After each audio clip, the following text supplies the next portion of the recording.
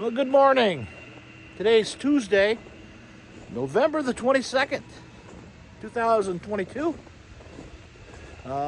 Yesterday, we dispatched a few turkeys. Got them in the bags, and they're ready to go to the customers. And the chickens didn't like it at all when we did it. But that's what they were for. So don't like doing it myself. Don't enjoy the process, but it's a necessary process that we all have to do. Looking at some tracks here. I got some tracks behind the coop here, and I'm just trying to see what they are. They actually look like deer. So I think we had a deer up here, roaming around, checking things out.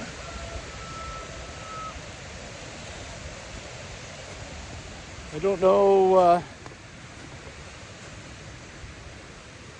which direction it went, but looks like there looks to me like they're deer tracks. Squirrel tracks also back here. But you'll have that. I was checking the winter time because I can see the tracks of what's coming in, what's going out. We definitely don't want mink or fisher or anything in the weasel family out here roaming around, because that would be bad. But anyways, so we got there's mouse tracks. Gotta get you a shot here of the river this morning. You can see what we're dealing with. Not a lot of flow. Things have slowed down.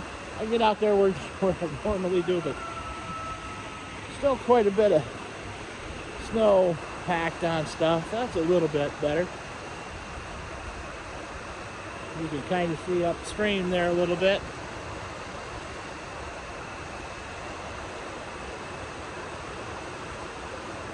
Anyways, so we'll swing around. You can see the ice that had formed yesterday is gone. It's about 30 degrees right now, so it's gonna be above freezing today. Cloudy, partly cloudy, I'd say. So yeah, that's gonna. And then it's supposed to get up, and they're calling for Friday to be in the 40s. So if that's going to be the case, and rain, most of the stuff will be gone. So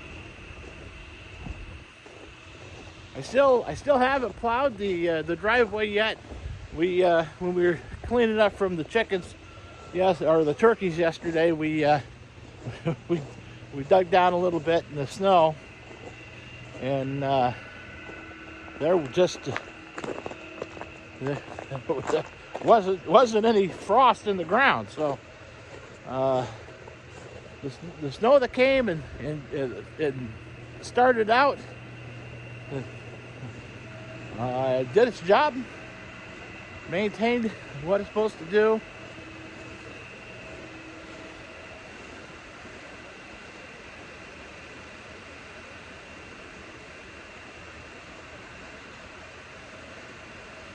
Lee didn't do too good of a job when he was disposing of some of the finer parts of the turkey processing. So, got to get down here and move some off of the rocks.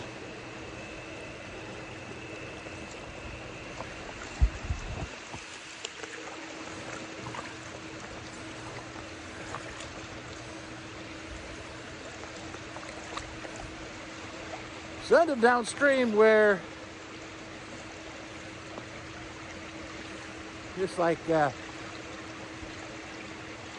of the turkey fats and stuff that we cleaned out. The fish will eat it. the coyotes would be at the water edge getting that. It'll be gone. Doesn't take long for in the wild for that kind of stuff to be gone. Everything's looking for something to eat. Even, you know, there's like, I didn't save any of the gizzards or the turkey liver or the hearts or anything like that. And so that stuff all went to the coyotes. and they'll hey, they've got to eat too. So, you know, the way I figure it is, if I'm giving them some of that kind of stuff every once in a while, they basically will leave the chickens alone when they're really hungry, because they won't be as hungry. So maybe I'm wrong. Maybe it's, you know, I don't feed them here, obviously. But I take it to a spot, drop it off, and leave it to them to fend for themselves. Anyway, so we are running this morning. The water levels are right at set point. The 1699.51 this morning. Still running about 180 kilowatts on the smaller unit, which, you know, it's down, but it's to be expected. Did some cleanup this morning. I had to put away some stuff from yesterday. It takes a lot out of you to do it. It just wears you out. Especially the turkeys averaged at 20 pounds each. So a couple of them looked really good. Those are the ones that are going to be sold. The one we're eating for Thanksgiving had some spots on it that weren't bad, but they were just not, from the processing, they weren't the greatest of shape. And that's one of those we'll get better at as we go along.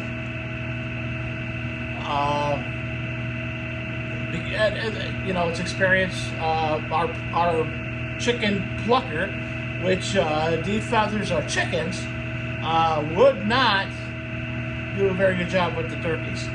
It's too small for turkeys, so, well, I could probably do smaller turkeys, which would help. But the plucker itself just was not powerful enough to spin the turkeys to defeather them.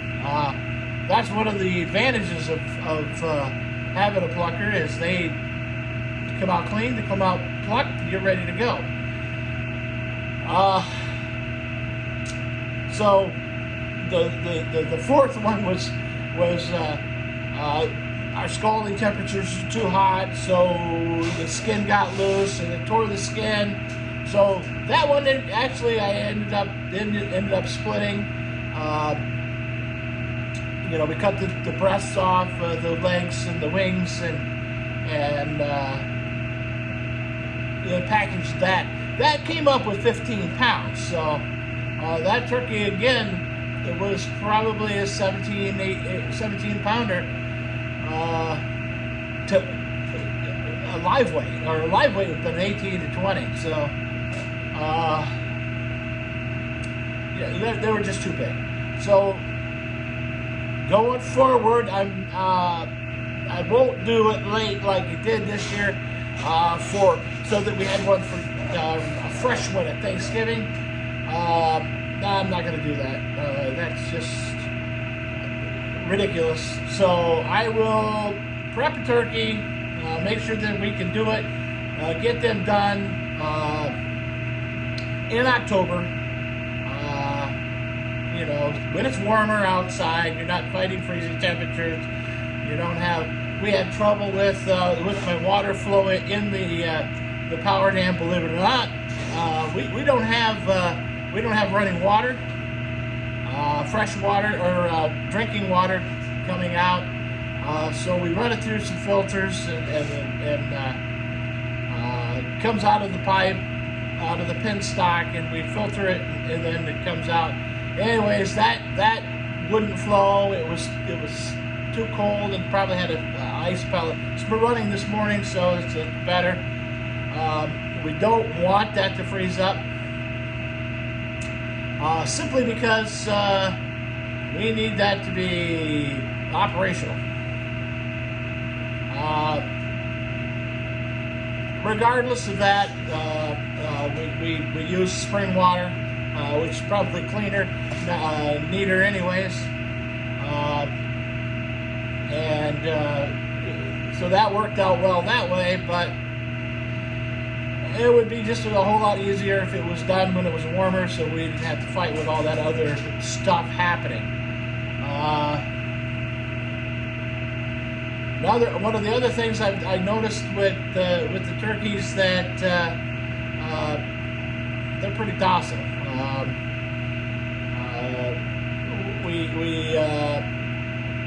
When you grabbed them, and they're heavy to begin with, and so you're catching them, you're taking over, you're turning them upside down, you're putting them in the kill cone, and then you do the process. But they don't fight like the chickens do, and they're not quite as quick. Let's just say they're not as quick as chickens, but they weigh 20 pounds. So lessons going forward: lighter turkeys. Probably cut the time down to about 16 weeks, maybe. Or less. I think we're going to look for 12-pound chickens or turkeys, simply because that's just too much. It's a lot of work. It's a lot of work. I like raising the turkeys. They're fun to watch. They're really docile animals. And they have different pitches and different tone qualities, and so they make different noises than the chickens, and they're kind of nice to have around. So I'll probably do it again. I don't know how many I'll do, maybe just 2. I don't know. We'll see. That'll be spring. The turkeys are expensive when you buy them as chicks, just because of the shipping, and so I'll probably try to combine them with a batch of chickens for meat chickens. Although I may change the style of chickens next year. I may go with a more heritage breed. I don't know. We'll see. Spring's coming. It's a ways away yet. So I've got a long time to think about what my projects will be next year. One of the things I'm looking at is, what do I need to do? I need to figure out whether I need to do more egg production. This year, not many people bought my eggs, so we had some, but my egg production was down. So I need to look at that, figure out that. Maybe a possibility of taking, doing some more eggs, and increasing the layer flock, moving out the older ones, and changing some stuff around. One of the things I've been thinking about is putting the chickens in a hoop house, layer house, and just fencing off like all the way around right up to the river on the riverside, and coming back down, doing like 90% of the yard here, and moving them every day. I don't know. I'm just thinking out of the box here. The advantage that I've got now with letting them free range the way they are, they can go get a drink anytime they want to. So maybe I need to move the hen house over there, put it in a hoop house, and just let them come and go. Put them in a layer box, new layer boxes in, and do it that way. Move on from the camper style. Don't know. I don't know what the answer is. The thing I like about the moving the hoop house, you're moving that to the next spot, and then all of the manure is going there, staying on that spot, and then you move it ahead, and then the manure stays in the hen house. You're basically cleaning, and so therefore you're adding pine chips and whatnot. If I can get away from that, that would be a benefit. Thinking of going in, to cost for next year. I don't know. I don't know what the answer is going to be. It's going to be interesting to see what the economy does over the winter. That's going to be a real telltale sign, because with the cost of raising the birds, it gets expensive. Maybe I'll just raise enough birds for me and my family, and if I have extra, I can sell some. I don't know. I really don't know. At this point, it's just up in the air. So, anyhow, enough rampant thoughts out of my head. I'll let you know as I work on this process and come up with a solution. And we'll just see down the road what we're going to do. Anyways, health-wise, I'm starting to feel a little bit better. My back is really sore. I'm not sure what's going on there. I'm going to call the chiropractor today and see if I can get in before Thanksgiving. And maybe she can make an adjustment and make me feel a little bit better. Well, at least my back can feel better. By the end of the day, it's just killing me. Especially yesterday with processing the turkeys, because you're picking them up and you're moving them around, you're carrying them around. It was just too much. All right. Well, anyhow, it will be next Monday that I go to see the electrocardiologist, and he will talk to me about the ablation, and we'll see what happens from there. The one cardiologist, my Dr. Snyder, my normal cardiologist, said that that's going to be what we're looking at, simply because I keep going back into the AFib. And I don't want to keep doing that because I feel lousy, and it does have other complications that are there. Anywho, that is where we're at. That is what we're doing. Today, I'm not sure what I'm going to do. I've got the guys coming for the turkeys, so I've got to hang out for that, get them delivered. Then if I can get an appointment later this afternoon, I will run down and go to the chiropractor. And then tomorrow it's going to be the Seville house. Then we'll get up there. I'm not sure when we're supposed to be doing some